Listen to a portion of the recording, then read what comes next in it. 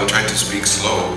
Actually, I will speak today mainly about global conceptual history as an approach to global history, and I will keep the neoliberal story for tomorrow.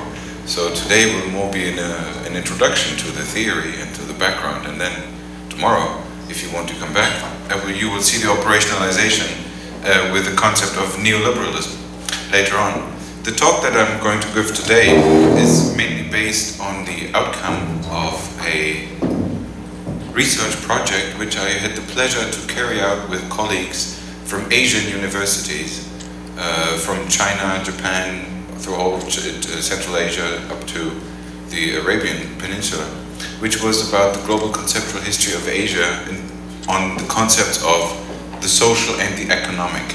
Now this was a very challenging global historical project that we carried out with, I think, a lot of ambitions in order to have a balanced and equal history, not to prescribe the historiography from a Western center to the Eastern and so on and so forth.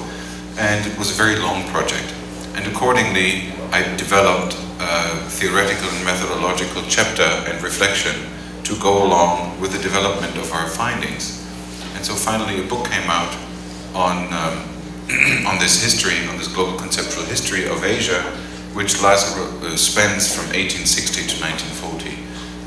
And what I will try to talk to you about today are these more general theoretical and methodological reflections. They include some slides on conceptual history, but I learn already that this is probably not necessary because you already are experts in conceptual history. So, but still, I will go through some introductions to the history of concepts. And maybe I could give you some time to translate now. Yes, sir. Primero que nada, buenas tardes, profesores, alumnos, y quisiéramos darles bienvenida otra vez a este seminario, y aquí el profesor nos va a encargar de hablar sobre la historia global de los conceptos. Ahora, esta será una sesión preparatoria antes de hablar del neoliberalismo, que vendría la próxima exposición el día de mañana, si alguno está interesado. Lo que vamos a hablar ahora es el resultado de una serie de investigaciones que se han realizado con varias universidades a lo largo de Asia, estudiantes de China, Japón, del centro asiático, inclusive llegando hasta el mundo árabe. Entonces, esta investigación que se da desde con el este como enfoque y no como una investigación de un occidente mirando hacia oriente, nos deja se podría decir que es una teoría de desarrollo metodológico, y esta metodología y esta investigación culmina también en un libro de una historia global asiática de 1860 a 1940. Hoy básicamente vamos a tocar este tema de historia conceptual global. El profesor aquí nos afirma que muchos de nosotros ya tenemos conocimiento del tema, posiblemente sí, pero de todas maneras va a pasar por algunos temas básicos de la historia conceptual para resaltar mejor su punto.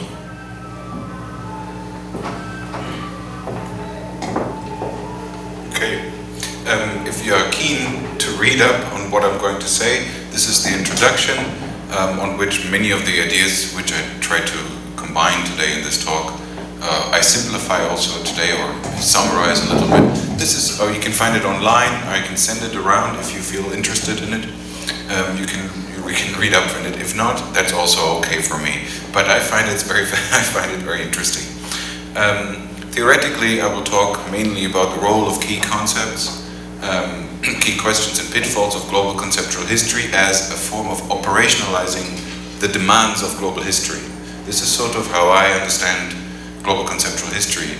Global history has a long list of demands of what we should do. We should not look at nations. We should not look at Western-centric approaches. We should have a multipolar approach, and so on and so forth. And conceptual history, if we give it a transnational gown, probably is able to give us such an approach, a key with which we could fulfill at least some of the demands that emerge in the historiography of global history. Methodologically, it is mainly about mapping concepts and identifying actors interact on national and transnational levels. And what emerges is a story of a national and transnational interdependence, more than the question of what was first, the nation or the transnational level. And that's the goal. Bueno, ahora, hoy día, primero vamos a empezar con esta idea. Hablaremos esencialmente sobre los conceptos clave en la historia conceptual global, las demandas y las limitaciones de este tema. Porque, bueno, si vas a estudiar historia conceptual global, tienes que enfocarte en una serie de demandas que se tienen que hacer. No puedes mirar puramente al Estado-Nación, no puedes simplemente mirar las cosas de una perspectiva eurocéntrica o enfocada puramente en Occidente. Tienes que ampliar la investigación más allá del marco de Estado-Nación y también tienes que emerger básicamente emerges con una visión de una cuestión de, por ejemplo, ¿qué vino primero, lo nacional o las redes transnacionales? ¿Qué se formó primero, el Estado-Nación o la red global? Ese es uno de los dilemas de los que trata esta investigación. Okay, so if we sort of boil down some of the key questions in global history, they boil down to an agenda which turns around maybe two main axes. And the first one is methodological nationalism.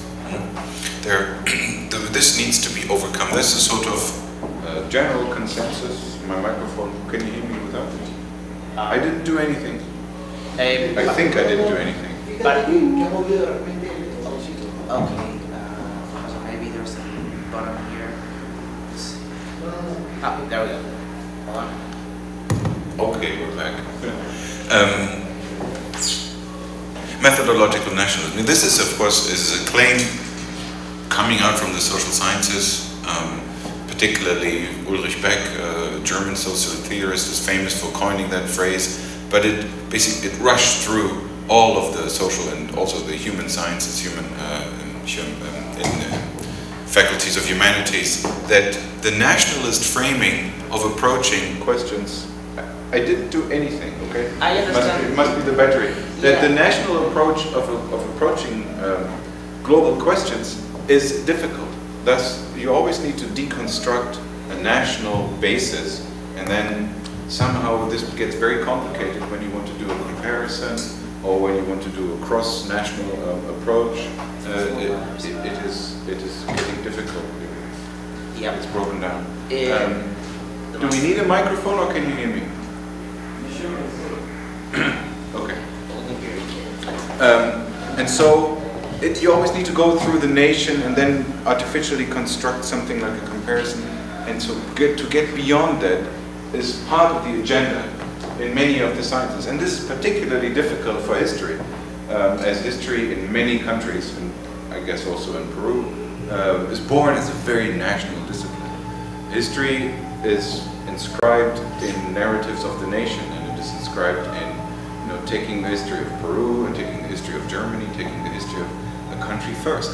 So the very narrative and also scientific tradition of historiography is very national. And the task of globalizing or transnationalizing historiography is a task that is not easy. But it can be done. It was already, I remember when I feel old now, but when I went to the European University Institute, this was still a time when the same discussions that we now have about global history were held on European history. There were questions about whether it's possible to write one European history or one Asian history or one, in common, because it's too complicated. But in the end, after trying for a while and thinking hard and working on it, nowadays you write European history, one comes out after the other. So it is possible, but it's sort of like it's a moving target. And global history is such a target. And as a result, we have books like this, that usually global histories are very big books. And so these big stories are told in a way in order to overcome that methodological nationalism. And with the question of methodological nationalism, I would say the main question, we can boil it down to a spatial question, through which spaces do we first conceptualize history, a global history. That was a long story. Would you like to say something? Yes. Bueno, entonces, hablando de los temas claves de la historia conceptual global, primero que nada tenemos que tocar el tema del nacionalismo metodológico. ¿Qué significa esto? Bueno, creo que todos nosotros ya tenemos entendido de que la historia desde sus inicios ha tenido una narrativa eminentemente nacionalista. Cuando la historia nació, desde sus inicios ha estado ligada a temas del nacionalismo, a temas del Estado-nación, a temas de cómo un grupo de personas concibe la idea de nación para legitimar su existencia. Esta es una idea que existió desde el inicio mismo de la historia. Y la clave del debate aquí se encontraría en cómo crear una historia transnacional, una historia global, una historia de más allá de las naciones. Es algo extremadamente difícil y el profesor mismo nos admite que desde que él mismo estudiaba en su universidad europea, tenían en las universidades europeas el mismo debate que se está teniendo ahora. ¿Cómo se puede lograr crear una historia, por ejemplo, de toda Europa, o de toda Asia, o de toda África, o de toda América, y así sucesivamente? ¿Cómo crear una historia global? Entonces, es difícil, hay que admitirlo, es muy difícil lograr hacer una historia que conlleve todas las narrativas, no solamente nacionales, sino más allá del Estado-nación, y que las acumule todas en una sola historia. Muy difícil, pero no imposible. Se ha podido hacer libros, por ejemplo, de historia europea general. Claro, son libros bien gruesos, así unos libros enormes, pero esto nos prueba de que es algo enteramente posible de hacer. Significa simplemente que es una cuestión de espacios, una cuestión de determinar los espacios y los conceptos para el estudio de la historia y así ir agrupándolos para tratar de generar una historia global. Yeah. However, then we already see, let's say, the second stage of writing this transnational and global history. It used to be written as a very critical story towards national comparisons, which I don't agree with. We can still have national comparative history, why not? The interesting thing is which kind of questions do we ask to this national comparison? How do we frame them? And also, there was a period, I would say, from the late 90s, early 2000s, mid-2000s, until the mid-2000s, when transnational history and global history was leaving behind the nation, as if just considering the nation would already be something you don't want to do, something that is bad. However, we need to also recognize the role of the nation as a fundamental role in modern history and part of the writing of global history. So the nation, rather than just kicking it out, should be kept in, but not as the methodological needle hole through which we conceptualize our methodological and theoretical historiographical approaches, but as part of the story. Please. Okay. Bueno, señores, ahora el segundo tema vendría a ser cómo es la segunda fase. Básicamente, hubo un periodo en el cual en la historia global se hablaba de, primero que nada, una crítica certera a las corporaciones nacionales, una crítica al Estado-nación, pero el profesor aquí está en desacuerdo. No es necesario descartar esta idea. Es más, eso es algo que se ha vivido, por ejemplo, en el periodo de finales de los años 90 hasta mediados de la década del 2000. Ya sabemos esos periodos en los cuales se hablaba enteramente del final de la historia, cómo el Estado-nación iba a desaparecer, cómo estaban dejando atrás la idea de la nación como fuente de investigación histórica, como que la nación ya no impactaba en nuestras vidas, pero bueno, creo que los eventos más recientes de nuestra historia nos dejan bien en claro de que la idea de la nación todavía está muy presente en nuestras vidas y que es últimamente algo importante de estudiar. Todavía es importante rescatar el rol que tiene la nación en nuestra historia moderna, el que ha tenido y todavía tiene, y mantenerlo y simplemente como por así decirlo, tomar una aguja y tratar de coserlo, hilarlo con el resto de temáticas de la historia global. Okay. The second big question, or the second key assumption in global history that we need to tackle is overcoming Eurocentric or Western-centric perspectives, historiographies, assumptions, basic scientific methods. How can we overcome this Eurocentric perspective? At least for European historians, this is a big topic. and I think among American historians as well, how can the Western-centric perspective be overcome? And thus, what is inscribed in the Western-centric perspective really is a temporal perspective, right? It is which kind of narratives, which kind of temporalizations, how do we organize the times which we narrate, according to which general patterns and guidelines, according to which storylines do we compare? Do we compare backwards and a nation is more advanced and another nation is more backward? According to which narrative? This is a basic modernization narrative often inscribed in this. So there's a temporalization here. So these two main questions, methodological nationalism and Western-centric perspectives, basically encapsulate the spatial and the temporal dimension which global history tries to overcome, or at least needs to tackle. Bueno, básicamente, ahora, lo segundo que cabe mencionar, otra cosa que cabe mencionar también es algo que muchos historiadores europeos y algunos historiadores aquí en América se enfocan en hacer, es tratar de abandonar, dejar atrás el eurocentrismo, esa imagen de ver al occidente como centro del mundo, como verlo como el centro de la investigación metodológica, cómo dejar atrás las historiografías centradas en Europa, cómo dejar atrás, por ejemplo, los métodos científicos europeos. Pero, ¿cómo se hace esto? ¿Cómo podemos organizar nuevas historiografías fuera de estos marcos teóricos europeos o eurocéntricos? Se debe, o sea, ¿cómo es que podemos lograr esto? Estamos necesitaríamos hablar de temas de organización de tiempo, tendríamos... Yeah. No, this is of course from what this has a long tradition of criticizing from the Latin American theoreticians, which make it at least to our university as well. So from Dussel to Mignolo, of course, this major Western-centric, bigger temporal narrative with theories of modernity have already been criticized, and they are now integrated as part of the narrative of global history. But here I wanted to... please. Okay. Bueno, y cabe mencionar entonces que bajo estas ideas de críticas a los sistemas eurocéntricos, esto no es algo exclusivamente europeo. Como ya mencionamos, en América y también específicamente aquí en América Latina han habido fuertes críticas al modelo eurocéntrico. Ha habido muchos investigadores que han criticado abiertamente esos modelos, esas teorías, y con el tiempo han sido integrados a la idea de la historia global. Estos investigadores latinoamericanos han servido para ayudar a hacer una crítica en contra del sistema de investigación historiográfica eurocéntrica, y han tratado de crear una nueva perspectiva más global, lo cual ahora se está integrando cada vez más al sistema, a las historiografías modernas. However, so the way I then start to conceptualize it, or I take one of the key ideas of the writings of the German conceptual historian Reinhard Koselleck, which is the idea of progressive comparison. I don't know whether you have ever read, I will talk about it later, something about Koselleck, but he basically says that modernity is characterized by temporalizing legitimacies.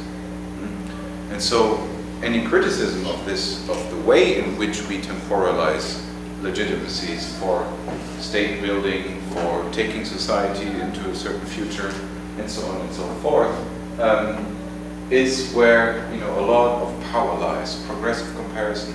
One is more advanced, others are more behind. I am more advanced, you are less advanced, and so on and so forth. I am closer to the goal, you're less closer to the goal. That progressive comparison is the key DNA or characteristic of modernity since the 18th century. And of course, the French Revolution and the whole French experience of late Enlightenment is the key to that temporalization of modern experience. I take that very seriously. Ok, entonces, ahora, ¿qué nos lleva a esto? Nos lleva a lo que el profesor llama comparación progresiva, es decir, lo que diría Koselleck como la tendencia a temporalizar las legitimidades. Temporalizar las legitimidades es decir, tomar la sociedad y declarar, por ejemplo, que hay un tiempo legítimo para la construcción del Estado-Nación, y crear comparaciones que eventualmente llegan a conclusiones, por ejemplo, de que esta sociedad es mejor, esta sociedad es peor, esta sociedad es más avanzada, esta sociedad es más primitiva, esta sociedad está llegando más al progreso, esta sociedad se está descarrilando del progreso, y esto es algo que está inscrito en nuestro propio, casi estructuralmente, en los temas historiográficos. Esto es algo que se ha vivido, que ha sido realidad desde el siglo XVIII, o sea, algo que ha sido parte de nuestra historiografía desde la Revolución Francesa, y con la experiencia francesa como tal vez uno de los mejores ejemplos de este tipo de historiografía. So, okay, so what spaces for the global then, to move on? Basically, if we want to, there are lots of trends in this. There's the transnational, the translocal, transcultural, and the global. There are many new words to capture this movement beyond the nation. So I will tackle just two questions. To tackle the two questions just mentioned, I think the spaces which emerge from the new global perspectives can be divided into two characteristics. On the one hand, it's like a Russian dole system, right? There's from the local to the global, and all sorts of spaces in between, from the smaller to the bigger, so to say. You need to imagine this as a, maybe a city, a space, a region, a nation. So we conceptualize space like this. It's layered and compartmentalized space. That's one way of looking at the global. And the other way, which is typical, which emerges also from globalization theory and all those words which you find in maybe over at the social science faculty more than in the history department, of flows and transactions and cutting through spaces, the network idea, entanglements, relations. So spaces that are cutting through these more encircled, compartmentalized spaces, they cut through and they combine these spaces on different levels. So we basically have two ways of imagining global spaces. One is from the smaller to this, and the other one is cutting through in different varieties, different actors and institutions and networks cut through these more compartmentalized spaces. Okay. Entonces, la idea aquí viene de la división entre, la pregunta vendría, ¿qué espacios hay para lo global? Entonces, aquí tenemos que se trata de explorar mucho la idea de los espacios. Y hay un montón de espacios que explorar. Tenemos, por ejemplo, la idea de explorar la idea de los espacios desde lo local hasta lo global. O desde lo global hasta lo local. Básicamente como una muñeca rusa. ¿Sabes? Las muñecas rusas que hay una muñeca grande, tú la abres, y hay una muñeca más pequeña y así sucesivamente.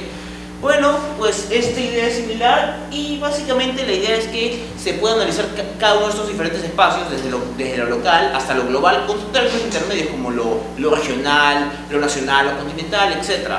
Y mientras tanto también estamos otras ideas que normalmente se hallarían más en ciencias sociales de por sí más que en la historia únicamente, pero es la idea de las redes, las uniones, las intersecciones, las relaciones. Básicamente cómo estas tendencias se combinan entre sí, por así decirlo, cómo intersectan y cortan estos espacios, cómo es que cómo estas relaciones básicamente son como una red que atrapa y básicamente se extiende por todos los espacios y los conecta entre sí, cortando estas limitaciones.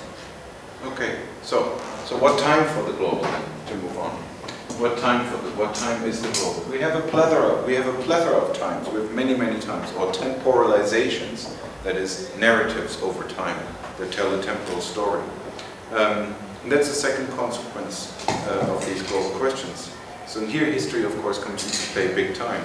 So while the spatial units are quite easily provided with historical narratives, the village, the city, the region, the nation, the ocean, continent, etc., they're all easily imaginable as units ready to study. But what time for networks?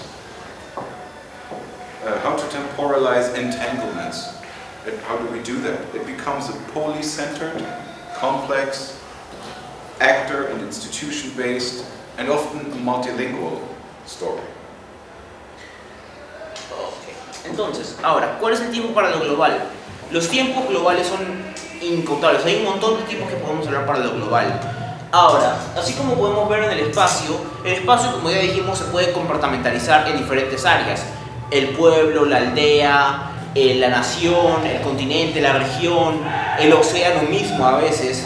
Y bueno, estos temas así es como se ve el espacio, pero ¿cómo podemos ver el tiempo? Hay una enorme cantidad de tiempos, diferentes narrativas que se dan a lo largo de los años que se pueden hasta entremezclar entre sí. Entonces la pregunta aquí es, ¿cuál sería un buen tiempo para lo global? ¿Y qué pasa? Combinando los diferentes tiempos o viendo un espacio de tiempo, un periodo de tiempo en un espacio determinado, podemos inclusive terminar creando temas policéntricos, ideas policéntricas, redes complejas e inclusive historias multilingües, o sea, con múltiples idiomas para explicar una historia. Sí. Okay, so one main consequence has been to move away from a more national perspective as a starting point, I already said that, of research, and to move to a more thematic starting point. If you open, for example, Christopher Bailey's History of the Modern World, one of the first key big textbooks on global history, I think it came out 10 to 12 years ago, it's, he also here says that it's ordered around themes and around spheres. So that's one of the consequences. And concepts seem to be a way to fulfill exactly this as well. Because through concepts you can avoid a purely national perspective if we accept certain preconditions, namely that concepts are not identical in meaning in each country, and that that you do not construct a complicated comparative viewpoint in the first place. But if we look at the networks that carry the concepts, and then follow how they are implemented in political discourse and cultural discourse, and discourse of legitimacy, then it becomes an interesting story to follow and a great way to do group-based research.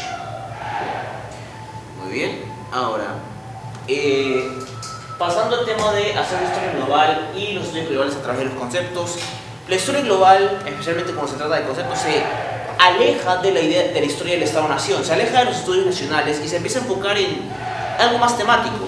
Por ejemplo, uno de los primeros libros de historia moderna del mundo por este historiador Bailey, que fue sacado hace 12 años más o menos, 10 a 12 años, se enfoca en conceptos como la idea de la esfera, las ideas como el círculo de la esfera, cosas similares. Entonces, el concepto básicamente sirve como para deshacer, por ejemplo, preconcepciones que tendríamos, para deshacer ideas anticipadas que ya teníamos sobre un tema, y básicamente busca elaborar investigaciones que no son, o sea, que a veces pueden ser demasiado complejas, pero no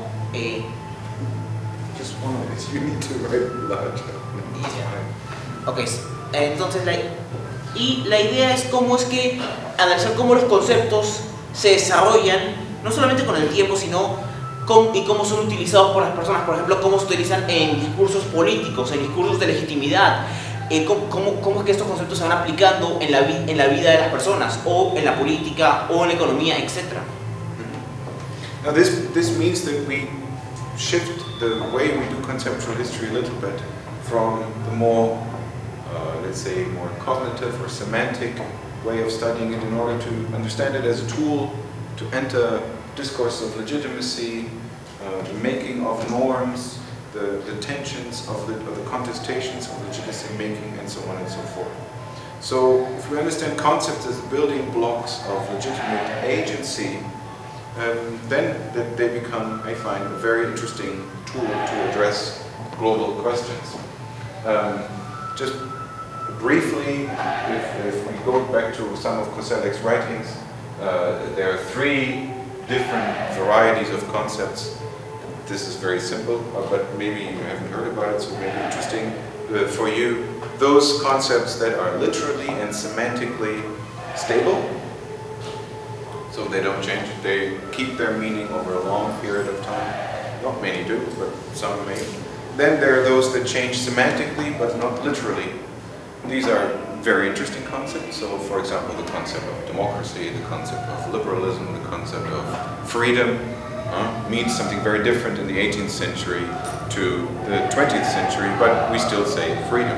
So we can follow the semantic change within one core concept that gives identity to social struggle, political struggle, and identities, and how that contestation of this concept is important in this construction. We can reconstruct all sorts of actor groups, networks through this contested approach. And then thirdly, it's also interesting to look at neologisms, so new words that are introduced, and when they come into the discourse and into the discussion of being, they change a lot of many other key concepts around them. Can you think of one new core concept through which all of you somehow think that then change all of the others, many other concepts around it? Like a neologism, maybe 10, 20 years old, 30 years old, that however. Can you think of? A ver, señores, Yeah, let them think and you do the translation in the meantime. Yeah, okay. Ok, entonces básicamente la idea aquí es el estudio de los conceptos. Se trata también de un estudio de la semántica. Por ejemplo, tenemos que estudiar el hecho de que los conceptos como herramientas semánticas pueden estar, por ejemplo, pueden darse a lo largo de la historia. Por ejemplo, hablando de temas como discursos, o sea, que se pueden usar como para discursos de legitimación, discursos políticos, etc. Los conceptos pueden cambiar. Por ejemplo, hay conceptos que sí, no van a cambiar, no importa cuánto tiempo pase. Hay conceptos que se van a mantener estables a lo largo del tiempo. Pero después hay conceptos que van a cambiar de manera semántica, pero no literal. Esos conceptos son muy, muy interesantes. Conceptos como la democracia, el liberalismo, la libertad. Por ejemplo, podemos ver cómo cambió, por ejemplo, el concepto de libertad en el siglo XX. Ahora, podemos también hablar, otro caso interesante es los neologismos. Palabras nuevas, palabras que se hayan inventado recientemente que hayan servido para ayudar a cambiar cómo se percibe algo, cómo es que se percibe cómo es que algo se puede percibir en el mundo, cómo es que se puede dar estos cambios. Por ejemplo, el profesor aquí nos pregunta, ¿alguien aquí puede pensar en algún neologismo de tal vez menos de 30 años de antigüedad que haya, una vez introducido, haya cambiado la forma de pensar de algunas personas o que haya cambiado el significado de algunos otros conceptos? ¿Alguien puede pensar en algún neologismo aquí en el Perú? Podría ser el neoliberalismo. Neoliberalismo podría ser. One of the concepts, neoliberalism. Yeah, I agree. Tengo una pregunta, a Coeso. Sí. Dice que hay conceptos que literalmente y semánticamente no cambian. Me parece raro porque Koselleck lo que dice es que los conceptos siempre se están en pugna. So, Professor, you say that some concepts remain stable. They won't change literally or semantically, which is strange because Koselleck himself says that concepts are in a constant fight against each other. They're constantly clashing. Yes. Koselleck, this is from Koselleck himself. This is Koselleck says, well, some words, maybe I shouldn't have said concepts, but words. This is what distinguishes concepts from words. So, they stay the same. Core concepts, basic concepts, Grundbegriffe, are contested. Yeah, you're totally right. Bueno, profesor, entonces, tal vez tiene razón, tal vez la palabra que se debía usar ahí no es conceptos, sino palabras. Entonces, tenemos aquí la situación en la que hay no tanto conceptos, sino palabras que son como palabras bases, palabras que no van a cambiar en mucho tiempo, que se mantienen estables literal y semánticamente a lo largo del tiempo. Pero, de nuevo, usted tiene razón, los conceptos siempre están, es cierto, Koselleck tenía razón, los conceptos están usualmente en pugna, simplemente que hay algunos conceptos o palabras que son bastante básicos y por esa simplicidad es que no tienden a cambiar. This is the reading which I also gave you from Koselleck, where he also has these three different types of concepts. Aquí es el texto de Koselleck que más bien justo hace esta distinción que tiene entre estos tres tipos de palabras, estos tipos de conceptos. Okay, so we agree that the concepts are norm builders. They provide a normative order for both societies, unit spaces, as well as in networks which we can look at. And it gets quite interesting when you then project that over time. So, for example, here's a concept which you all know, and this is where we can play with Google Ngram. This is where, if you type in human rights, in English, this is what you get about conceptual development over time. That is the curve. And well, it's quite an interesting one, right? So if you follow this curve, you can enter the conceptual story and tell the global history through it if you want or not. And Samuel Moyn is, I think, the author you should all read if you're interested in the history of human rights as a conceptual history within international networks as well as national societies. Bueno, y tal vez uno de estos conceptos interesantes para investigar que podemos ver, por ejemplo, la historia de los derechos humanos. Si ponen a buscar en estadísticas de Google de derechos humanos y ponemos a buscar ya en escala gigantesca la documentación de cuán frecuentemente se ha tocado este tema de derechos humanos, bueno, pues podemos ver aquí este tema. Tenemos aquí desde el año 1700, desde que empezó el siglo XVIII hasta el año 2000, o sea que empezó ya el inicio del siglo XXI. Entonces, veamos aquí cómo la escala se ha mantenido estable y solamente recientemente ha subido en picada, ha subido enormemente. Entonces, ¿qué es lo que sucede? Esto es una forma de hacer historia conceptual. Por ejemplo, aquí mismo podemos hacer historia con esta gráfica. Podemos tratar de entender cómo fue evolucionando el concepto de derechos humanos, cómo es que su aplicación ha ido cambiando, cómo es que su aplicación se ha ido dando. We have of course, the Second World War as the foundation of the concept of man or the human person, informing international law, informing the United Nations. So we see the increase. We see the Samuel Moyn's thesis or hypothesis that it is in the 1960s and then through the 1970s that the concept is the breakthrough within the international organizations, particularly the United Nations organizations. And it becomes a concept, then it becomes a revolutionary concept within Central and Eastern Europe, and so on and so forth.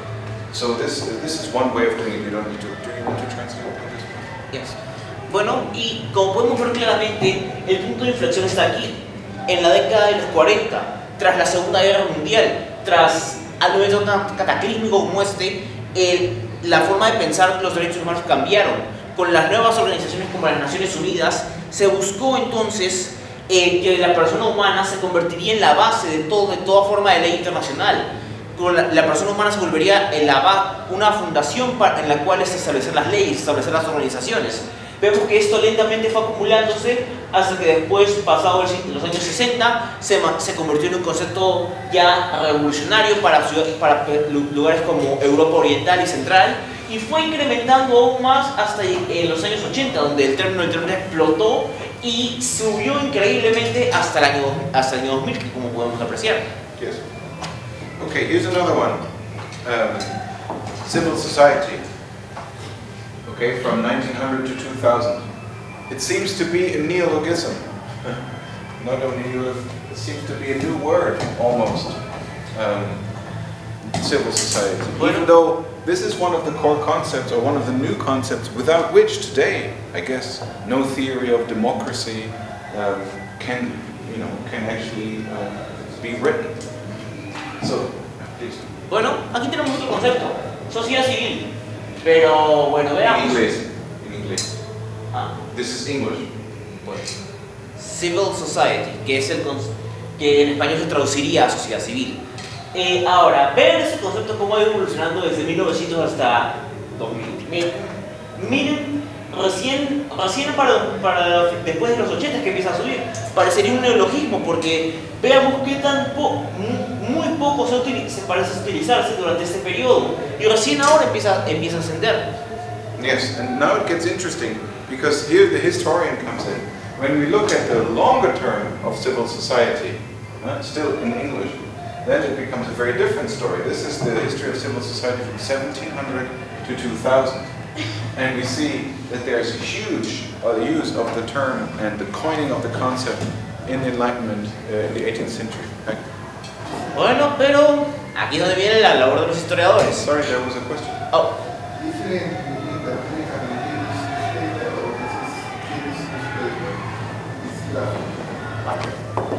Okay. British newspaper or American newspaper? This is Google Ngram. This is all publications that Google has ever scanned in English. In English, that's the important thing. Bueno, el término de nuevo, Civil Society, sociedad civil, pero en inglés, recuerden, este es un buscador especial de Google que busca todas las publicaciones desde 1700. Y bueno, como podemos apreciar, pues, si bien en épocas modernas no se aprecia mucho, en épocas anteriores, especialmente durante el siglo XVIII, hubo una cantidad gigantesca de publicaciones que hablaban de este tema de la sociedad civil en inglés, Civil Society. Este es un tema que en el mundo anglosajón se mantuvo presente por todo el siglo XVIII, pero irónicamente, avanzando la ilustración terminando el siglo XVIII, va a caer en picada. So we can imagine that when the concept is used in the 20th century, the late 20th century, there's of course a recurrence to, the semantics of the 18th century. Y bueno, como sabemos, ese término Civil Society, como base para una teoría democrática, parece ser que ahora, resurgiendo a finales del siglo XX, resurgiendo después de los años 80, ya para los 90, podría verse que hay una especie de recurrencia, como podemos apreciar, entre este periodo y el siglo XVIII. Okay, so now we look at another language, however. So this is German. German? Did you translate? Bueno, señores, y aquí tenemos otro tema. Este es alemán. Sí. Zivilgesellschaft. I'm sorry, I don't know German. Zivilgesellschaft. Doesn't matter. It's just another language. This is to illustrate the complexity when we have a multilingual approach to things. We need to be more sensitive.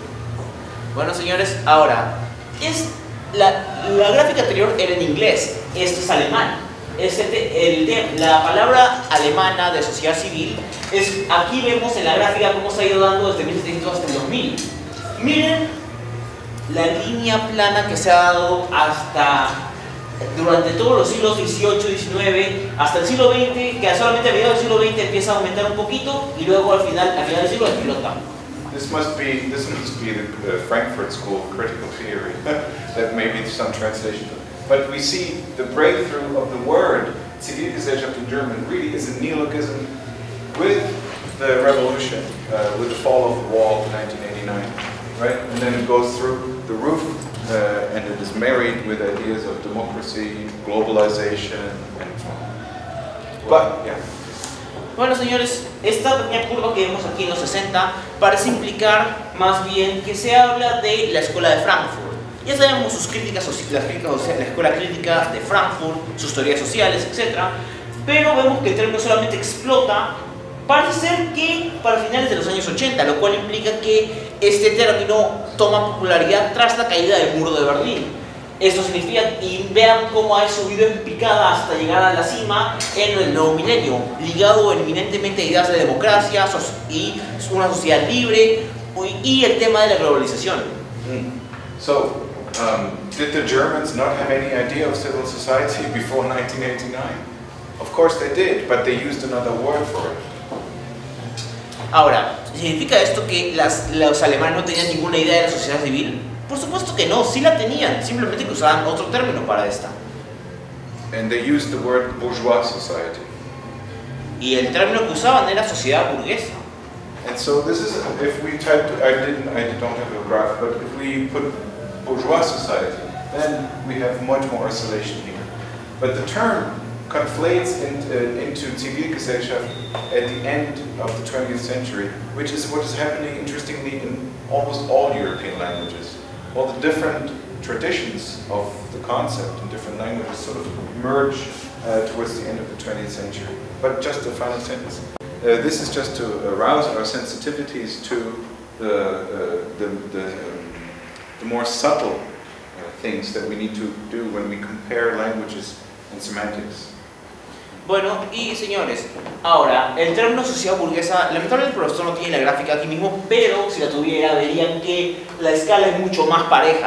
Es más, es una escala que realmente tendría mucha más ambigüedad y tendría mucha más curva en tiempos anteriores. Más bien, ¿qué es lo que sucede? Parece ser más bien que la idea de sociedad burguesa pasa a ser reemplazada por la idea de sociedad civil puesto que el concepto de Zivilgesellschaft pasa a subsumir, a consumir el término sociedad burguesa, y este término pasa a ser el dominante no solamente en el idioma alemán, sino sinónimos en otros idiomas pasan también a formar parte del discurso fundamental en otros idiomas en Europa. Esto es un ejemplo que damos para demostrar la sensibilidad que se tiene que tener a la hora de estudiar las diferentes ambigüedades entre los diferentes idiomas. Y cómo es que este estudio semántico es tan importante para entender la idea de los conceptos. Okay, so this is all very promising, but then we have some problems when we want to operationalize global history. Or maybe not problems, but pitfalls, things we need to keep in mind when we do global history or global conceptual history as it is. While national historiography has worked out a canon of text and explanatory narratives and so on and so forth, provides access to the country based on the majority of official languages, global history is still doing that, or will it ever be able to do that? We don't know. We have no spatial boundaries for global history. We keep on making them. We just have a multitude of spaces. We have no chronological boundaries within global histories. We keep making them. We have periodizations that we grew up with in school are pulverized, and we reconstruct periodizations basically in every new study we make. New textual traditions, there are no textual traditions, or there's no global canon, rather there are more and more texts that we read. There are no shared archives for a single story, as for example, each nation has its national archives. You can go there and this is a great place to study. We don't have that in the global history, we don't have it, and so on and so forth. We have only more records and libraries. So do all parts of the world need an established historiography before we can then start to compare them? Well, what do we do with different textual cultures, let's say for example in Africa, or within some parts of Asia, or with a heritage in other countries? ¿No? Entonces, ahora, estamos hablando bastante de la historia global y la historia global de los conceptos, y todo se ve muy prometedor, pero no todo es color de rosa, señores. Hay limitaciones, hay límites en estos estudios, límites que podemos ver aquí. Por ejemplo, la idea de... Vamos a listar los problemas.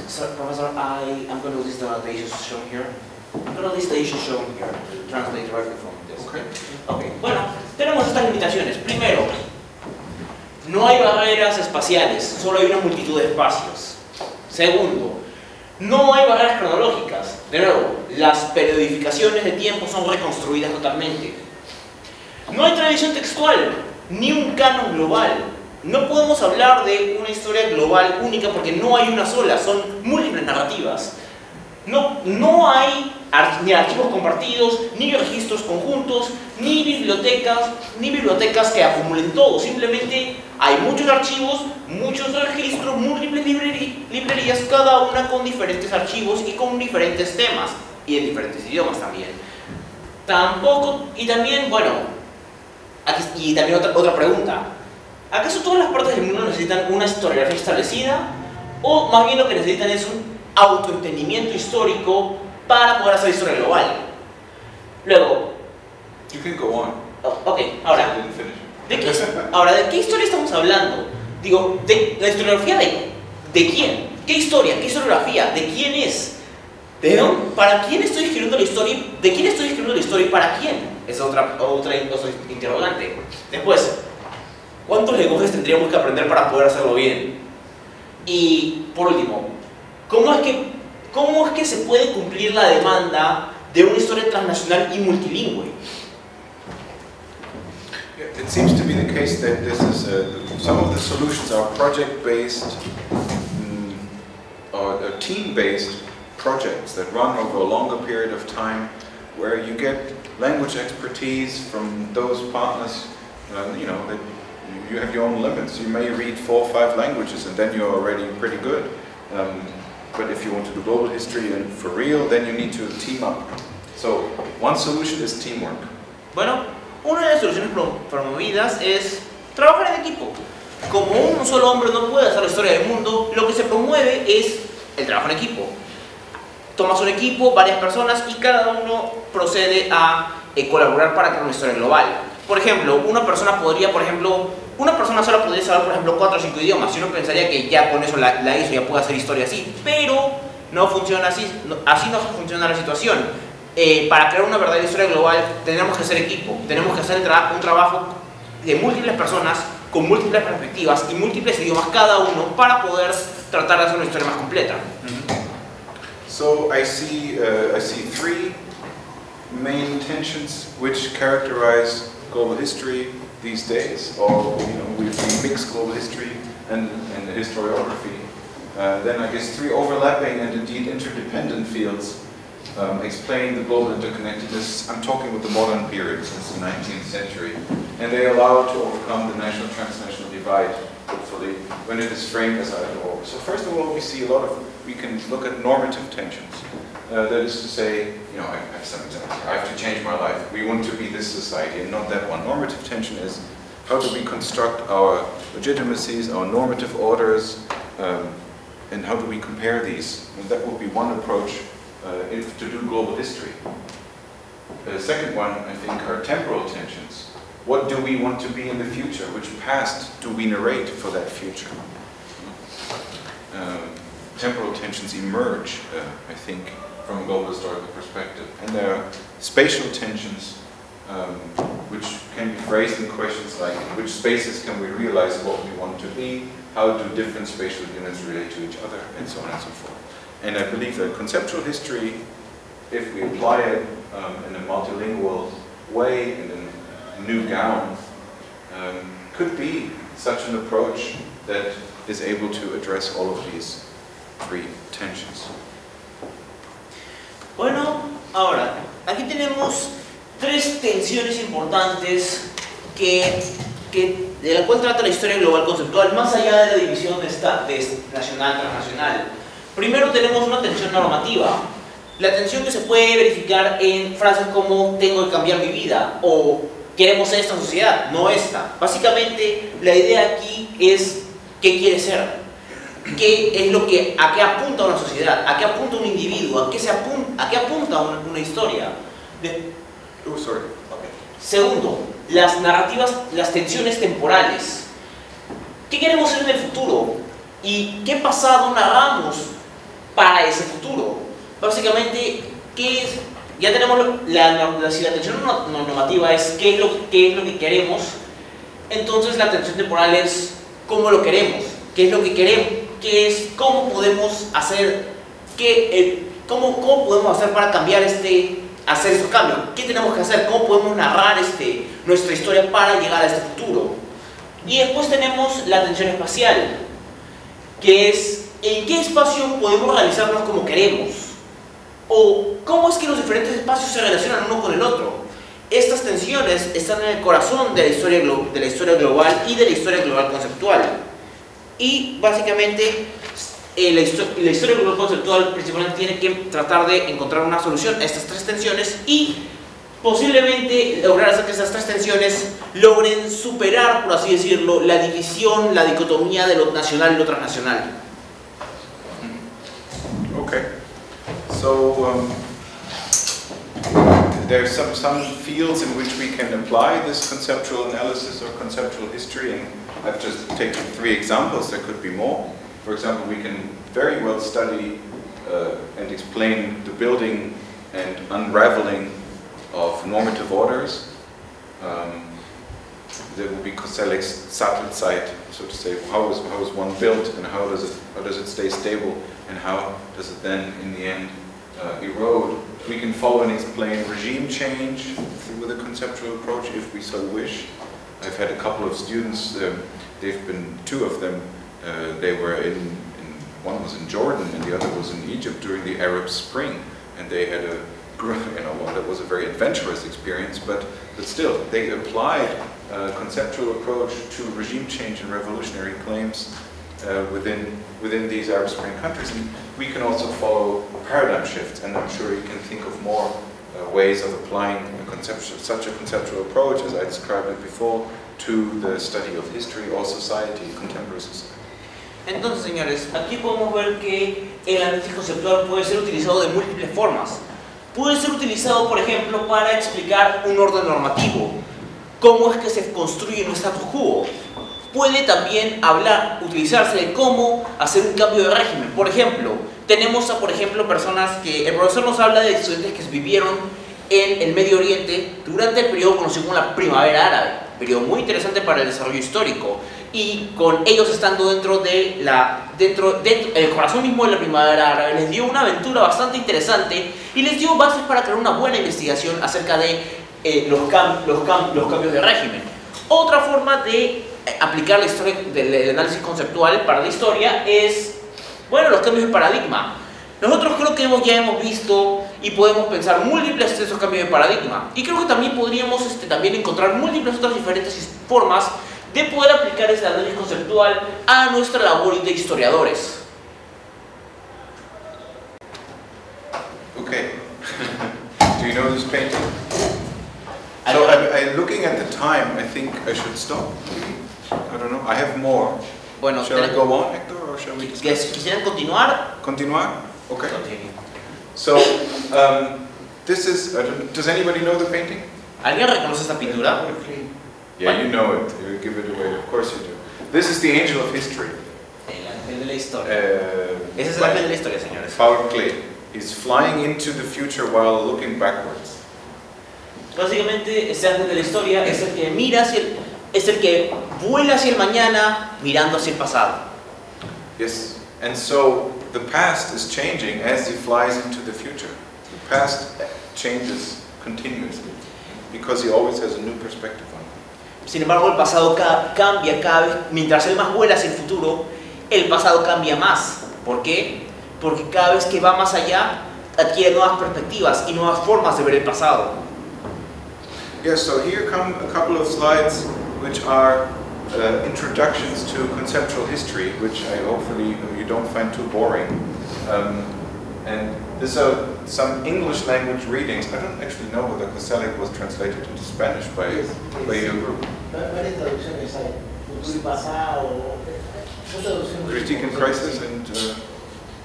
Crítica y Crisis. ¿El libro Crítica y Crisis ha sido traducido, profesor? ¿Cuál? Crítica y Crisis. Sí, claro. Sí, ok, claro. Tutto en español. No, tutto no, pero... Todo no, okay, but a lot. Okay, well this is some of the readings. Está en PDF además en la web. As we upload everything in PDF. In Spanish, when there's a book, we upload it in PDF. that's Latin American tradition. Kings of Pirates, like One Piece. Okay, great. And so you have access to Koselleck. What I'm going to do is just really basic conceptual history. If you have anything to help me or what I forgot, then please tell me. So, to understand the world of concepts, Koselleck went really deep into the way we experience time and our contemporary age. So we begin with the transformations of experience. Experience has a very predominant role in Koselleck's thinking about history. Would you like to translate that? Bueno, ahora, Koselleck, creo que muchos ya conocemos a Koselleck. Encontramos múltiples accesos a Koselleck.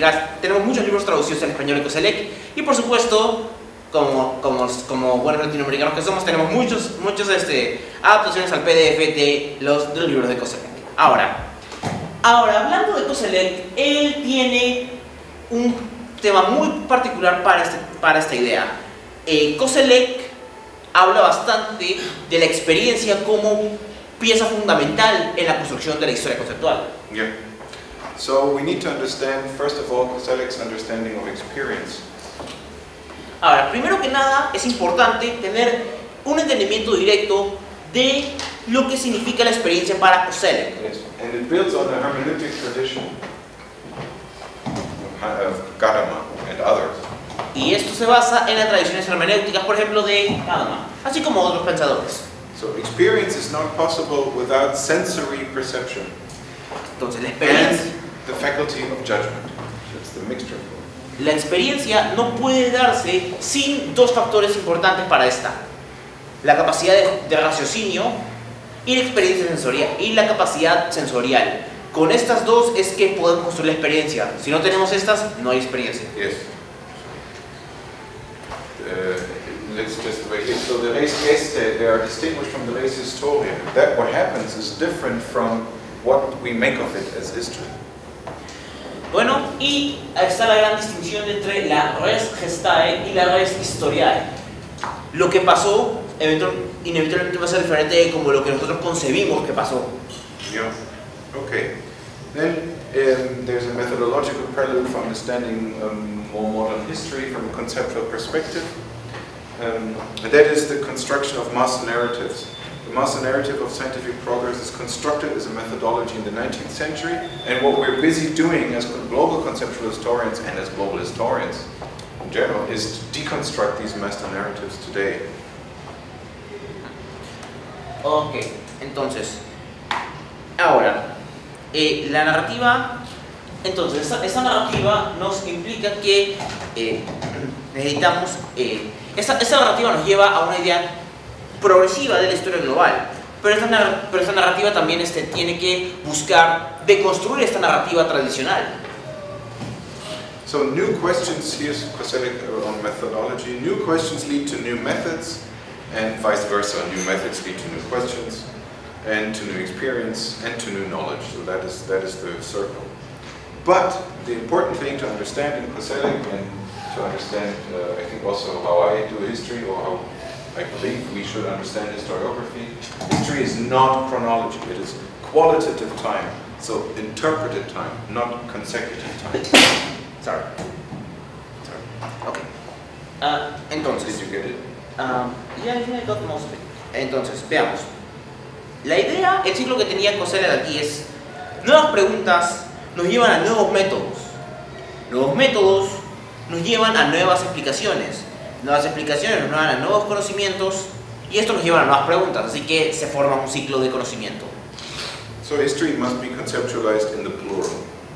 Por lo tanto, la historia no puede conceptualizarse como única, tiene que conceptualizarse inevitablemente como plural. Yeah, that's Koselleck's basic understanding of history. Yes. Básicamente ese es el entendimiento básico que Koselleck le da a la historia. Then he introduces three ways in which we acquisition experience. The first is surprise. Very important. So he has three levels of experience, three temporal levels of experience that interlock. The very first is surprise. Bueno, entonces, Koselleck tiene tres métodos de obtener experiencia, los cuales se combinan el uno con el otro. El primero es la sorpresa. Yes. So it is a unique and unrepeatable experience, something that breaks with. And why is it so important for Koselleck that a surprise is one of the primary historical experiences? Because it destroys or confuses or shakes up our, historical narratives to which we are used. Entonces, básicamente, la sorpresa es muy importante porque es un evento súbito e inesperado que o sacude nuestros paradigmas o inclusive destruye formas de pensar enteras. Eventos cataclísmicos o eventos simplemente súbitos e inesperados. Cosas como, por ejemplo, la Revolución Cubana, cosas como la caída del muro, cosas como los atentados del 9/11, cosas así que pueden alterar inevitablemente y hasta irreparablemente los paradigmas y la forma de pensar de las personas. All of these events they had as a consequence a rewriting of history.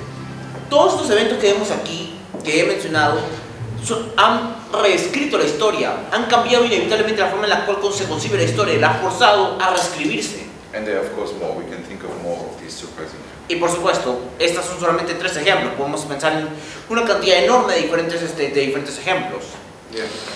Secondly, the second way of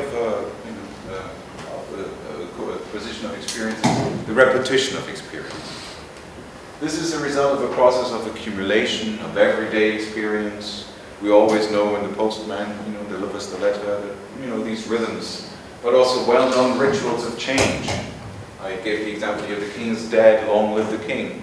These rituals of change which do not, which are we are well acquainted with, because the repetition of that experience lays the groundwork for our perception and our interpretation.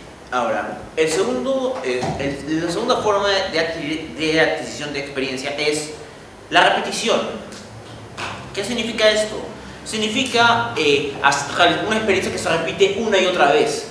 Por ejemplo, rituales de cambio. Un ejemplo, este es el ejemplo clásico. En inglés se dice "The king is dead, long live the king". Esto significa "el rey ha muerto, larga vida al rey". Es un ritual de cambio que se exclama siempre que el rey de un reino de, por ejemplo, Prusia o Gran Bretaña ha fallecido. Es una declaratoria común en estos rituales de cambio y transición de coronas. And thirdly, there is a long-term experience which describes the normative systemic change that can only be grasped through historical reflection over longer periods of time, which is what Koselleck called the saddle period, or Sattelzeit in his writings. It describes shifts in normative orders, because the experience that we make when we run into something that we consider worthwhile interpreting, we sort of connect to our normative horizons, to the givens within which we interpret our experiences, our normative orders. We do not think, that a certain way of treating other men is correct, for example. And there can be many other examples. You don't need to translate all of this. Okay. Bueno, y lo tercero es simplemente la experiencia a largo plazo. Una experiencia normativa, de cambio sistémico, que solamente se puede entender mediante una reflexión histórica a lo largo de tiempo más largo de tiempo. Por ejemplo, la idea, lo que se llama el Saddle. What you put on a horse. Bueno, tiempo de cabalgar. Es el periodo de cabalgar. O al menos así lo llama Koselleck. Básicamente se refiere a un cambio de órdenes normativos. Podemos tener múltiples ejemplos, como diferentes formas de pensar han cambiado, diferentes formas de tratar a las personas han cambiado, cosas así. And so one feature of modernity, if we read Koselleck or the conceptual history, is that the present of our own present is perceived as radically different from the past. And we can add that we always imagine that our future will be radically different from our present. Y ahora, aquí vemos una de las ideas fundamentales de la modernidad. La idea de que nuestro presente ha sido radicalmente y es radicalmente diferente a nuestro pasado. Y extrapolando esta idea, que nuestro futuro inevitablemente será radicalmente diferente a nuestro presente. Yeah. Okay. So how do we write history then? What do we do? Again, Koselleck comes up with three features. One thing is recording. When we write history, we record it. It's the method that reconstructs a case. It's very basic now, and asks how and why it was possible in the first place. It always relies on temporal multi-layeredness, namely that experiences are uniquely made and yet accumulate. What is needed? Authorities for securing repeatability. Y bueno, entonces, ¿cómo se hace la historia? ¿Cómo hacemos la historia? La primera, grabación. ¿Qué significa esto? El método que reconstruye el caso y esas preguntas de cómo y por qué fue posible en el primer lugar.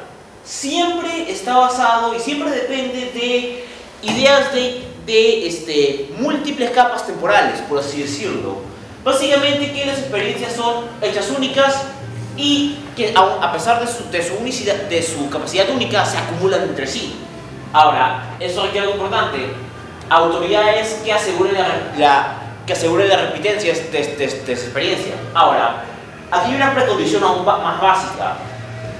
Solo podemos saber que una experiencia es única si tenemos una idea de continuidad. So, what historians often do is they keep producing continuities in their narratives. For example, in the metaphors that they use. American history, you might remember this guy, George W. Bush, and his spreading of democracy all over the world. Often it was phrased with the metaphor of the crusade. So by using these continuous narratives and metaphors, it's one way of connecting history over time. Y bueno, señores, Otra forma es continuidad. Significa la construcción de cambios a largo plazo, pero también que patrones y relaciones. Por ejemplo, quizás tenemos un ejemplo bien claro aquí. Aquí vemos las cruzadas. ¿Y qué vemos aquí? Creo que nosotros ya lo conocemos a este tipo, presidente de los Estados Unidos, George W. Bush. Como vemos, está vestido como un caballero cruzado. ¿Por qué? Porque él mismo hablaba de la idea de extender la democracia por el resto del mundo. ¿Y cómo hacía esto? Mensaje cruzado. Básicamente la idea de la Gran Cruzada.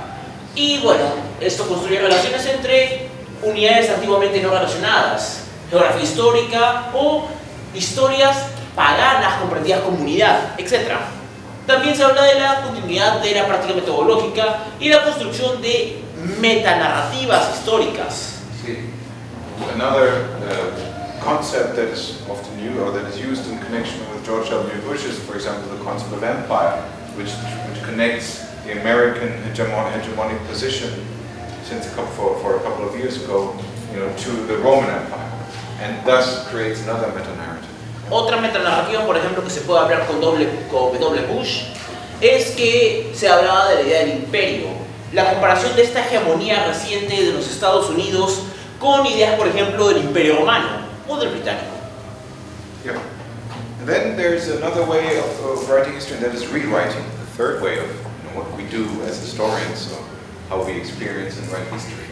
Rewriting. That happens when experience, as Veselý describes with surprise, does not match with established narratives anymore. It leads to new conceptualizations of past, present, and future. For example, the concept of globalization is another one that we all know. That is rather a new concept through which we adapt our present experience to an understanding of past, present, and future. It has completely changed the way we understand nation, market, society. All sorts of things have been changed and reshuffled with the concept of globalization. And we are writing history for it. Bueno, el tercer método, reescribirla. ¿Qué sucede cuando nuestra experiencia no coincide con las narrativas explicatorias establecidas? Bueno, si ya no coinciden, esto nos llevará a una nueva forma de conceptualizar el pasado, el presente y el futuro. Quizás un ejemplo claro es la globalización, un concepto relativamente nuevo, pero el cual adapta las experiencias presentes para un diferente entendimiento del pasado, el presente y el futuro. Why can history be rewritten? Because of the experience of history, which is constituted by the recognition of the contradiction between a reality and its linguistic and semantic description and interpretation, because it is plural. Ahora, ¿por qué la historia puede ser reescrita? Porque la experiencia de la historia, que está constituida por el reconocimiento de la contradicción entre la realidad y sus descripciones lingüísticas y sus descripciones e interpretaciones lingüísticas y semánticas. Yes. And so the rewriting process, we can go on actually. Okay. Finish this time. Y bueno, un proceso de reescritura de la historia comienza cuando los términos que usamos y el sentido que estos implican han perdido todo valor para poder explicar la realidad. Yeah. And since we are historians, one of the things we do is source criticism. We actually use source material. So we're looking for new testimonies which can tell a global story. We're looking for new sources or new data. We ask new questions and we come up with new interpretations of existing testimonies or of existing sources and data. Bueno, nosotros somos historiadores, así que ¿qué es lo que hacemos aquí? Crítica de la fuente. Por ejemplo, siempre estamos buscando nuevos testimonios, nuevas fuentes, nueva información. Hacemos nuevas preguntas, buscamos nuevas interpretaciones de testimonios ya existentes. De nuevo, fuentes de información. Ok, y ahora aquí tenemos estas dos citas que nos dicen todos los tres procesos para el uso de fuentes textuales están empleados y combinados simultáneamente. Toda reescritura de tradiciones previas requiere una acomodación con nuestra propia experiencia reflejada de manera hermenéutica. Yes. So we come again to the relation between time and history. We're almost finished. Koselleck and conceptual history is based on the tension between, or on a different interpretation of natural time and human time. Natural time just passes. Human time is interpreted time. Bueno, entonces, tenemos aquí el tiempo en la historia, o como el título lo indica, duerme más rápido, camarada. Entonces, ¿qué tenemos aquí? Una dicotomía entre el tiempo natural versus el tiempo humano. La experiencia versus nuestras expectativas. La típica característica de la modernidad. Como dijo anteriormente, el futuro siempre será diferente de nuestro presente, así como nuestro presente es diferente del pasado. Ya en el siglo XVIII, Goethe, un famoso escritor alemán, nos decía que ya sentía de que él tenía que actualizarse constantemente con el presente cada 5 años y que sus padres no tenían que hacer esto. Más aún, el futuro es desconocido y sin embargo será diferente y por lo tanto tiene que ser planeado. Ahora, el futuro puede ser moldeado por la agencia humana y cuando hablamos de un tiempo histórico tenemos que entender el tiempo como un plural. Solo hay tiempos históricos, no hay un tiempo homogéneo.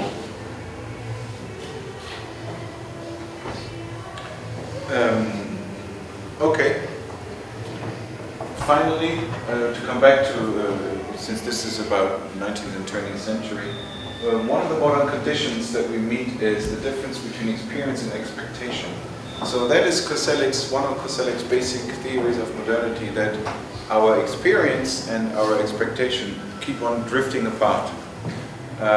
One of the unfortunate, maybe, features of modernity is that we continuously need to predict our future. There's constant need to produce temporal narratives and to produce solutions for the future. However, we keep getting it wrong. Bueno, y como vemos, como ya mencionó el profesor, a modo de terminar, vemos pues que nosotros, como se mencionó, tenemos la tendencia a planear el futuro y por lo tanto tratamos de crear siempre nuevas narrativas que nos permitan predecir qué podemos esperar del futuro. Usualmente estas narrativas están equivocadas. Esta es la condición moderna. Profesor, ¿sí? Yes, you can. Okay. Esto es la condición moderna. La diferencia entre la experiencia y nuestra expectativa va aumentando. La expectativa está construida a partir de un análisis de la experiencia. Esto influencia la realidad de la historia a través de la propia actuación, la propia performance, la presentación. La modernidad es la construcción de imaginarios sociales colocados en el futuro y las formas de llegar a él. La forma de darle legitimidad para poder ser construido o para ser los percibidos obstáculos que deben ser retirados del camino. Yeah. Okay. So the art of prognosis seems to be impossible today. In the short-term level, there are way too many factors and variables because even the longer-lasting frame condition of the short-term theaters of action has multiplied and changed. There's just too many. But maybe you don't need to. Oh, okay. But you can take it away because the slide is pretty self-explanatory. Bueno, ese es el arte de la prognosis. ¿Es algo imposible hoy? Bueno, la propia diapositiva debe ser bastante, lo puede dejar bastante claro. En el corto plazo hay demasiados factores y demasiadas variables, porque inclusive en términos de plazos más largos, las condiciones para enfocar los teatros a corto plazo de acción se han multiplicado y cambiado. En término medio, el curso de los eventos ha cambiado cada vez más y con más velocidad en los últimos 200 años. Las presuposiciones de los cursos de nuestras vidas cambian más rápido hoy de lo que hacían en el pasado. Y aún las estructuras se vuelven eventos, porque estas cambian mucho más rápido. Solo podemos aprender cómo volver a aprender. Y las explicaciones no cuestionadas vienen cada vez más bajo presión y son forzadas al cambio y también son forzadas al cambio. Por lo tanto, es cada vez más difícil obtener una opinión informada acerca de escenarios futuros posibles. Yes, and one of the concepts that in the 1930s emerged exactly in a situation when a reshuffling was necessary, when new futures were grappled for, is the concept of neoliberalism. and I will talk about that tomorrow. I will also talk about why there is a picture of the Swiss mountains connected to the birth of neoliberalism. Thank you. Bueno, y señores, un ejemplo de historia conceptual y de análisis es el ejemplo del neoliberalismo. El profesor mañana se encargará de explicar este tema con la historia conceptual del neoliberalismo y nos explicará por qué esta imagen, una montaña suiza, tiene tanto que ver con el nacimiento del neoliberalismo. Muchas gracias. ¿Cuáles son las críticas que tienen esta estadística? Digamos, imagino que deben tener varias críticas, ¿no? Well, basically, the statistics you used are based on Google, right? So basically, is there any sort of criticism to those stats? Has there been criticism to those statistics? Yes. Definitivamente sí, la vida. The problem is it's everything, right? You can only take these data as a general viewpoint, as a point of access, not as an completely exact point of view. It's just everything. Verá, estas estadísticas toman en consideración toda la información disponible. Toda la información que se ha adquirido se utiliza para estas estadísticas. Por lo tanto, la información que tenemos es extremadamente general. No podemos hablar de que estas estadísticas nos den la respuesta que necesitamos, porque son demasiado generales, demasiado amplias. Solamente pueden ser usadas como un punto de entrada. However, if you go to Google Ngram and you play a little bit, you can be more precise statistically. Ahora, si entran a Google Ngram y juegan un poco con las opciones, ponen algunas especificaciones, puede que obtengan resultados más concretos. In the short, this graph does not give you answers, but allows you to ask questions. That's how I understand it. Básicamente, como el profesor lo entiende, esta gráfica no responde preguntas, simplemente sirve para proveerte preguntas. O sea, no te da respuestas, solamente te sirve para crear preguntas. ¿Alguien más? ¿Alguien más? ¿Alguien más tiene una pregunta? Señorita. So, hi. I wanted to ask you with an example that I always had in mind. When you said about rewriting history, how do you see people rewriting the history of Germany, and how is people gonna define German or immigrant in, I don't know, 50 years from now on? Because I can think about Mesut Özil. He's like a great player, but he has a Turkish family. Mesut Özil, the player, yeah. So, but how is history gonna consider him in the history of football, for example? And I don't know, I think about football being really strong in the German nationalism. So, when is people gonna rewrite history in Germany?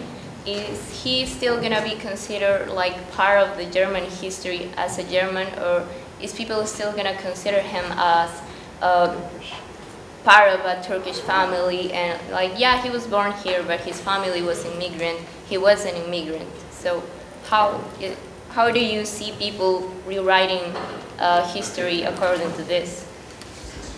Maybe you want to translate? Bueno, la pregunta que tiene la señorita aquí que será el profesor es: ¿cómo es que Alemania ha ido reconstruyendo su historia?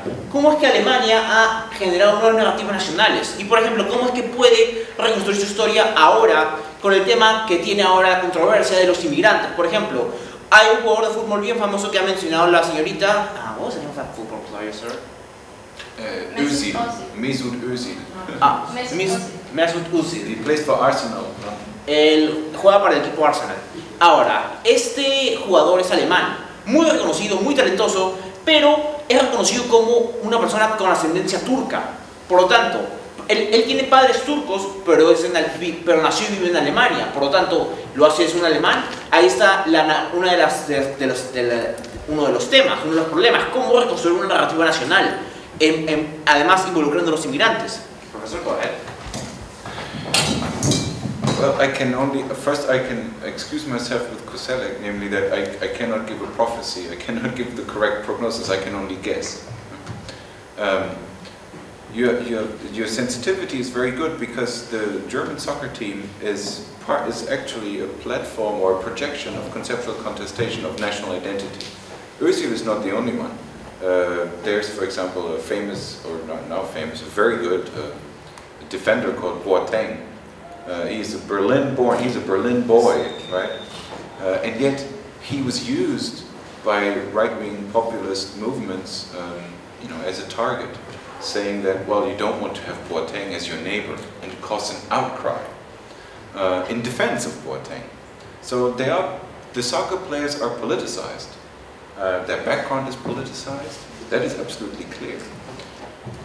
But the way so far over the last 10, 12 years the German soccer, the national team has handled and also identified itself was very progressive. So Mesut Özil is a great case of how a Muslim immigrant, second generation soccer player is actually integrated into the German narrative. So I don't worry about the soccer narrative in Germany. I worry about other narratives in other sectors. Bueno, esta historia nos lleva a la idea de una integración.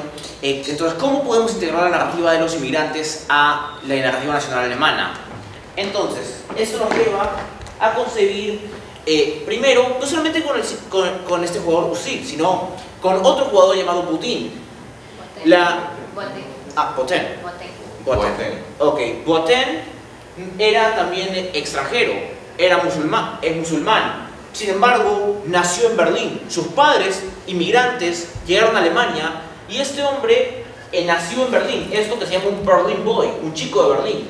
Sin embargo, la ultraderecha utilizó a este personaje, a esta persona, que fue jugador de fútbol también, para hacer propaganda anti-inmigrante. Básicamente declaró que no querían tener a alguien como él como vecino. Y esto irónicamente generó un enorme escándalo, pues muchas personas salieron en defensa de este jugador. Y esto es algo que se cabe mencionar. El fútbol alemán ha sido una plataforma contestataria para muchas personas en términos de identificación nacional. Y el fútbol más bien ha sido bastante progresivo, por así decirlo. Ha sido bastante importante en el tema de la integración de personas a el escenario de Alemania. Más bien, como dice el profesor, no se siente preocupado en nada de las narrativas en el fútbol.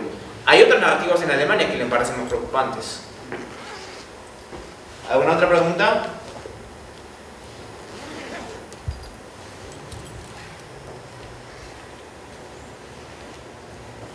¿Alguien más?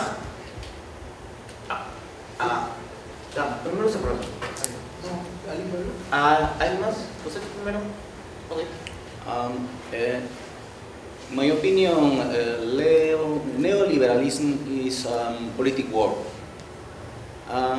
But what is your opinion about terrorism? About the concept or terrorism? The concept.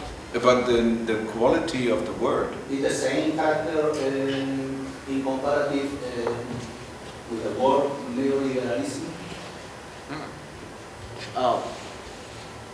I think he's trying to ask if the word terrorism has the same reaching effects, the same concept, the same way it could be analyzed in the same conceptual, historical way as the word neoliberalism. Is that basically that? If the word terrorism could be analyzed in the same way as neoliberalism.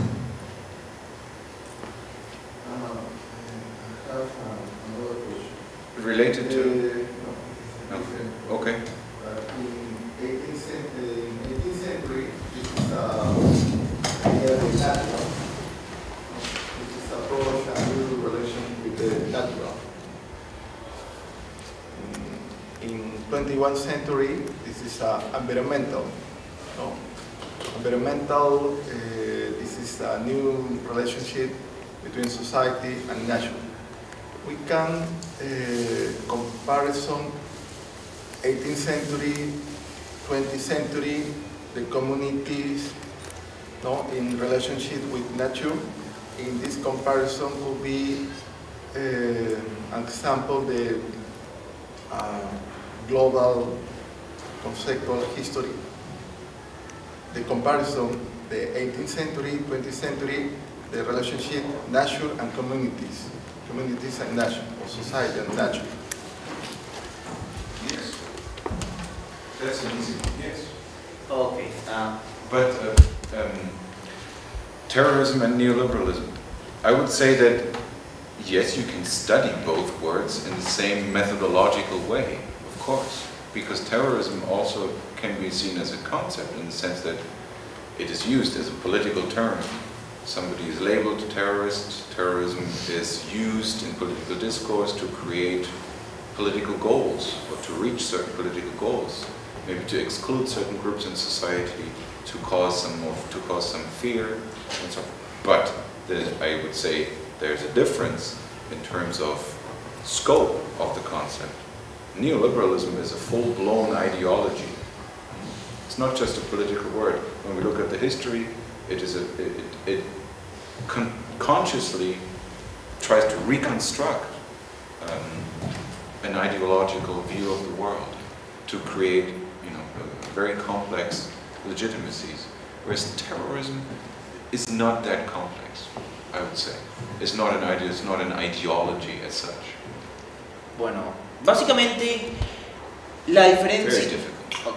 Entonces, profesor, let me answer this one. Yes, sorry. Ok, primero, señor, la primera idea de que si podemos analizar el terrorismo de la misma manera en la historia conceptual que el neoliberalismo, en parte es cierto. Ambas son conceptos con carga política que sí pueden ser utilizados. Pero hay una diferencia fundamental. El terrorismo como herramienta política, tanto para aquel que comete el acto terrorista como para el que utiliza el miedo al acto terrorista, es simplemente una palabra simple que tiene un concepto, que tiene un objetivo político. El terrorismo como acciones de terror con objetivo político, o el terrorismo como concepto que utiliza ciertos grupos políticos para estigmatizar o excluir grupos de personas, acusándolos de terroristas, como muchos de nosotros ya sabemos, pasa a nosotros, los anarquinos. Y ahora, pero eso es el terrorismo. El neoliberalismo es algo totalmente distinto. El neoliberalismo es una ideología que apunta a reconstruir y reescribir las narrativas de cómo concebimos al mundo. Busca recrear las narrativas y recrear una nueva forma de discurso legitimador para esta ideología. El neoliberalismo es una ideología globalizante, una ideología es todo un pensamiento político complejo. El terrorismo es algo bastante simple.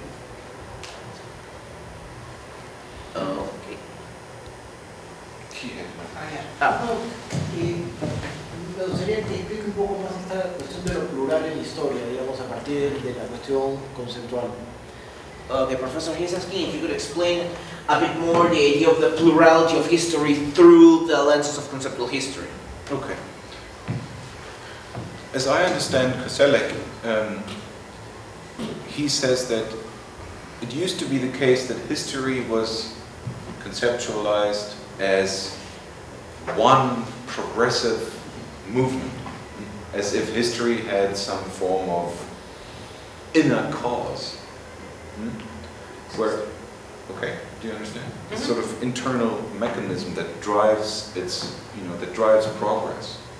And Koselleck says, no, history is not one big thing that we study and then we understand certain laws of change. But history is something that we make, and we make it through concepts. And we have, very different kind of temporalizations through histories because we as humans and as societies continuously rewrite that. Bueno. So the difference is history as something that happens naturally, automatically in nature, or history that is made by us. Bueno, básicamente lo que nos quiere explicar es que Koselleck dice, originalmente nosotros se veía la historia de una manera enteramente unificada, como un solo movimiento hacia el progreso, una sola marcha adelante de toda la humanidad. Es la típica historia que ya hemos visto, la historia positivista, de la idea del espíritu absoluto de Hegel, la lucha de clases como único motor de la historia de Karl Marx, o básicamente lo que se conoce como la historia Whig, así que se reconoce en la narrativa anglosajona. Sin embargo, Koselleck rompe con este paradigma y nos declara que no podemos hablar de una sola historia, de un solo movimiento hacia el progreso, de un solo avance humano, porque no somos una persona, no somos una sola sociedad, somos una infinidad de personas con infinidad de sociedades, con infinidades de formas de pensar, infinitos lenguajes, infinitas cosmovisiones, y diferentes cada uno en su forma de conocer la historia y comprender sus conceptos. Esto nos lleva a que la historia conceptual necesita definitivamente crear una pluralidad en la historia, porque solamente así puede entender las diferentes formas en las cuales diferentes sociedades con diferentes idiomas han creado sus propios conceptos y sus formas diferentes de concebir la historia. No podemos hablar de una sola gran narrativa, sino que hay múltiples narrativas que se intersectan entre sí, múltiples narrativas que cada una crea su propia historia. No podemos hablar de una sola historia humana, sino de muchas historias plurales de diferentes grupos humanos, de diferentes individuos, de diferentes comunidades que se combinan entre sí para crear una sola, para crear no una historia, sino una pluralidad de historias. There's a Russian saying which says, "The past is unpredictable." I think that sort of summarizes also Koselleck's viewpoint. Tal vez la mejor forma de resumir esta idea es un dicho ruso: el pasado es impredecible, porque no sabemos cómo, porque básicamente no sabemos cómo el futuro y cómo nuestras nuevas formas de pensar y cualquier nuevo descubrimiento que tengamos va a cambiar cómo conseguimos el pasado. Y bueno, quisiera despedirlo con un fuerte aplauso a Hage.